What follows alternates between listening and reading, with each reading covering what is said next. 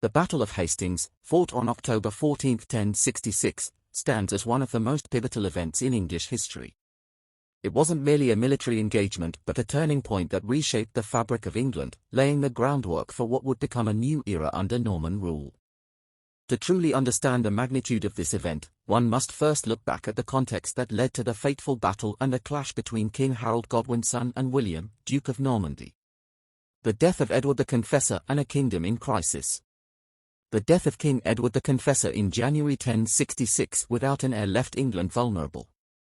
Edward had been a pious and largely ineffectual ruler, but his death created a power vacuum that unleashed a storm of claimants to the throne. There were several contenders for the crown, but three men emerged as the most powerful: Harold Godwin's son, Earl of Wessex, William, Duke of Normandy, and Harold Hardrada, the King of Norway. Harold Godwin's son was crowned king immediately after Edward's death, but his ascension was far from secure.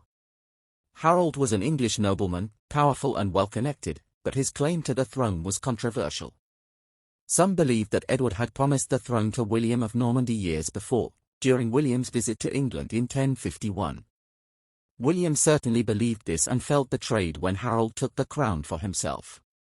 Meanwhile, Harold Hardrada, a warrior king from Norway, had his own designs on the English throne. He believed he had a legitimate claim, stemming from old Viking treaties. As 1066 progressed, Harold Godwin's son found himself not just defending his new crown but facing the threat of invasion from two powerful rulers. The Viking threat, the Battle of Stamford Bridge.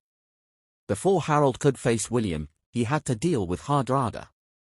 In September 1066, Hardrada, together with Harold's own brother, Tostig, landed in northern England with a massive Viking army. The two Harolds would clash at the Battle of Stamford Bridge on September 25, 1066, in one of the bloodiest battles in English history.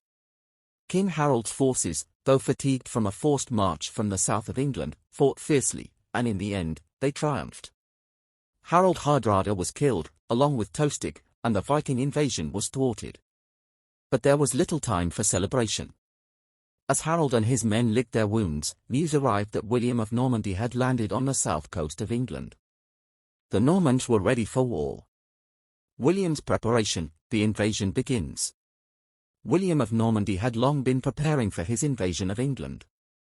For years, he had been building an army of knights, archers, and infantrymen from Normandy and across Europe. He had also secured the blessing of Pope Alexander II, which gave his cause religious legitimacy. In September 1066, as the winds finally turned in his favor, William sailed across the English Channel with a fleet of around 700 ships, landing at Pevensey Bay on the southern coast of England. William's landing was not met with immediate resistance. Harold and his army were still recovering from their victory in the north. William used this time wisely, fortifying his position and preparing for the battle that would decide the future of England. The march to Hastings. As soon as he received word of William's landing, Harold began the arduous march south, pushing his exhausted troops to meet the Norman threat. Harold's forces, having just defeated the Vikings, were battle-hardened but fatigued from the rapid movement across the country. Still, they marched on, determined to protect their homeland from the Norman invaders.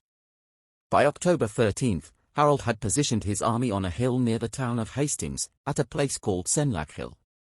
His forces were made up of housecarls, the elite warriors of the Anglo-Saxon army, and the Fyrd, a militia of farmers and local soldiers.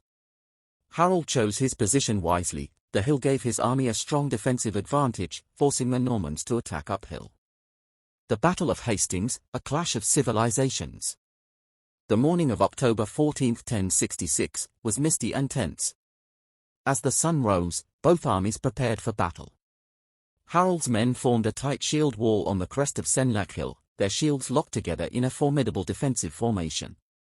They knew they had the high ground, and if they could hold their position, they might be able to repel the Norman assault. On the other side, William's army was a mixture of cavalry, infantry, and archers. His strategy was to break through Harold's shield wall by bombarding it with arrows and sending waves of infantry and cavalry to weaken the Anglo-Saxon defense.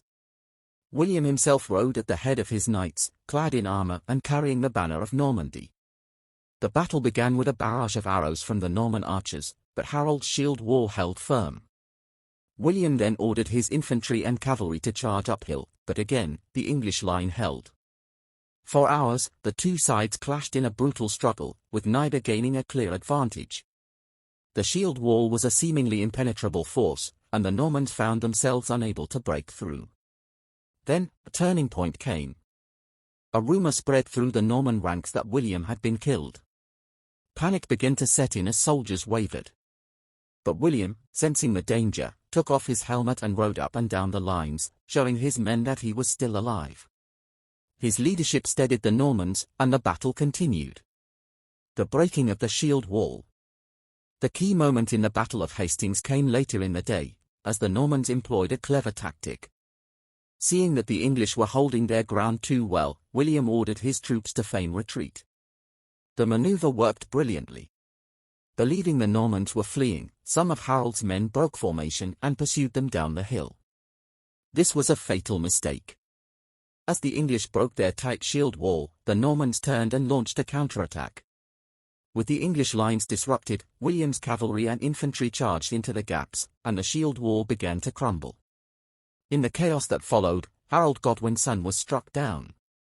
Legend has it that he was killed by an arrow to the eye, though this detail remains debated by historians. What is certain is that with Harold's death, the English resistance collapsed, and the Normans seized the field. Aftermath and the Norman Conquest. The Battle of Hastings was over, but the conquest had just begun. William's victory at Hastings did not mean immediate control of England. Over the following months, he would face rebellions and resistance, but by Christmas 1066, William was crowned King of England at Westminster Abbey. The Norman Conquest transformed England forever. William introduced Norman laws, customs, and feudalism, which reshaped the social and political structure of the country. Castles sprung up across the land, and the English language itself began to evolve as Norman French mixed with Old English. The Battle of Hastings was not just a military engagement but the beginning of a new chapter in English history, one of Norman rule, a new aristocracy, and profound cultural change.